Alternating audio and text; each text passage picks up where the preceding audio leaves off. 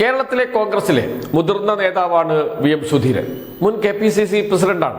ഇതിനേറെ പറയുന്നു, വി.ഡി. സതീശനെ കേരളത്തിന്റെ മുഖ്യമന്ത്രിയാക്കാൻ കാര്യമായ ഇടപെടൽ നടത്തിയ നേതാവാണ്. അദ്ദേഹം വിമാനം കയറി ദില്ലിയിൽ പോയി ഹൈക്കമാൻഡ് നേതാക്കളെ മുഴുവൻ കണ്ട് സംസാരിച്ച് വി.ഡി. സതീശൻ മുഖ്യമന്ത്രിയായില്ലെങ്കിൽ കേരളത്തിൽ വലിയ സമരമുണ്ടാകും, ജനകീയ പ്രക്ഷോഭമുണ്ടാകും എന്നൊക്കെ പറഞ്ഞ് തെറ്റിദ്ധരിപ്പിച്ചാണ് വി.ഡി. സതീശനെ മുഖ്യമന്ത്രിയാക്കിയത്. അതേ വി.ഡി. സതീശൻ ഇപ്പോൾ വി.എം. സുധീരനെ പൂർണ്ണമായും അവഗണിക്കുന്നു. അദ്ദേഹം ഒരു കത്ത് നൽകിയിരുന്നു വി.ഡി. സതീശന്, മുഖ്യമന്ത്രിക്കും. കേരളത്തിൽ മദ്യമൊഴുക്കുന്ന രൂപത്തിൽ മദ്യനയത്തിൽ മാറ്റം വരുത്തരുത്, നികുതി ഇളവ് നൽകരുത് എന്നാവശ്യപ്പെട്ടു. എന്നാൽ അതിനോട് പ്രതികരിക്കാനേ തയ്യാറായില്ല മുഖ്യമന്ത്രി. അദ്ദേഹത്തിന്റെ നിലപാടുമായി മുന്നോട്ട് പോവുകയാണ്. ആർക്ക് വേണം വി.എം. സുധീരനെ എന്ന നിലപാടാണ് പൊതുവെ കോൺഗ്രസ് നേതാക്കൾക്ക് ഉള്ളത്. അദ്ദേഹം മറ്റൊരു കത്ത് കൂടി നൽകിയിരുന്നു.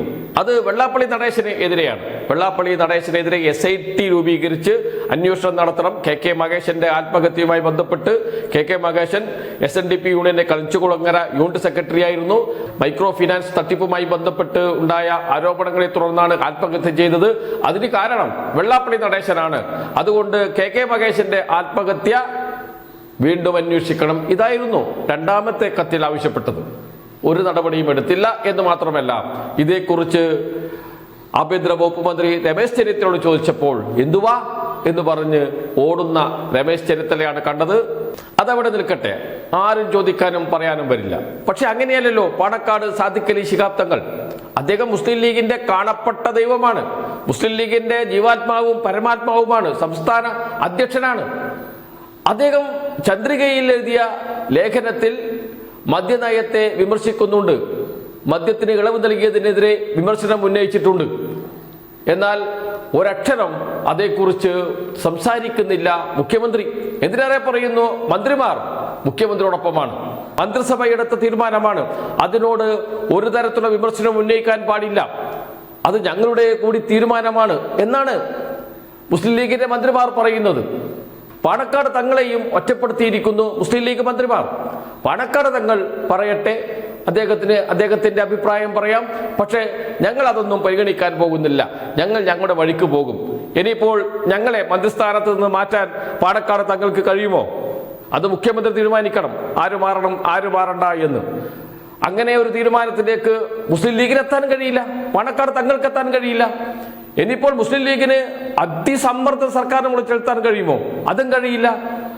മുസ്ലിം ലീഗിന്റെ MLA മാർ പോയാലും സുഖമായി ഭരിക്കാം UDF-ന് കേരളത്തിൽ. അതുകൊണ്ട് ഒരു വിലയും കൽപ്പിക്കുന്നില്ല പാണക്കാട് സാദിഖ് അലി തങ്ങൾക്ക്.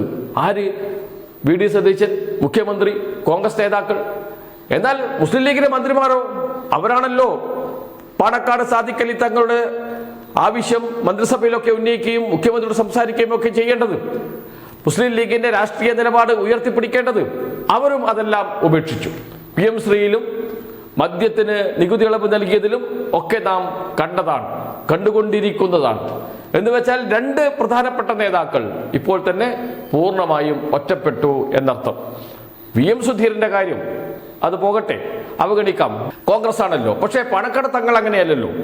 പാണക്കാട് തങ്ങളെയും സംസ്ഥയെയും പൂർണ്ണമായും തള്ളിപ്പറഞ്ഞുകൊണ്ട് ജമാഅത്തെ ഇസ്ലാമിയെ പൂർണ്ണമായും തള്ളുകയാണ്. PM ശ്രീയിലും മദ്യനയത്തിലും ജമാഅത്തെ ഇസ്ലാമിയുടെ നിലപാടെ അംഗീകരിക്കുന്നില്ല. പാലം കടക്കുവോളം നാരായണ, പാലം കടന്നാൽ കൂരായണ എന്ന് പറയാറില്ലേ? പാലം കടക്കുവോളം വേണം ജമാഅത്തെ ഇസ്ലാമിയെയും മുസ്ലിം ലീഗിനെയും. പാലം കടന്നു കഴിഞ്ഞു, ഇനി ആവശ്യമില്ല ഇവരെ എന്ന നിലപാടാണ് കോൺഗ്രസ് നേതാക്കൾക്കുള്ളത്. പക്ഷേ മുസ്ലിം ലീഗ് മന്ത്രിമാർ ഈ കൊലച്ചതി പാണക്കാട് തങ്ങളോട് ചെയ്യരുതായിരുന്നു.